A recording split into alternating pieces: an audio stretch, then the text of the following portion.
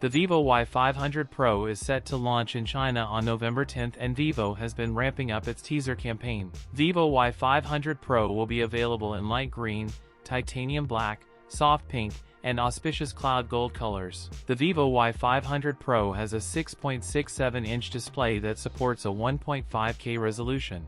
The device is powered by the MediaTek Dimensity 7400, alongside 12GB RAM and either 256 or 512GB storage. It further reveals that it has a 32-megapixel front camera and an OIS-enabled 200-megapixel Samsung HP5 plus 2-megapixel dual camera setup in the round camera island on the back. It is officially confirmed to house a 7000 mAh battery and is expected to support 90W wired charging. The handset is also said to come with IP68 plus IP69 ratings for dust and water resistance and feature an anti-glare glass back with a satin finish and weighs around 198 grams. There is no information available about the Vivo Y500 Pro's price for China. That's it for today's video. If you enjoyed it, don't forget to like, comment, and subscribe for more content. Thanks for watching, and I'll see you in the next one.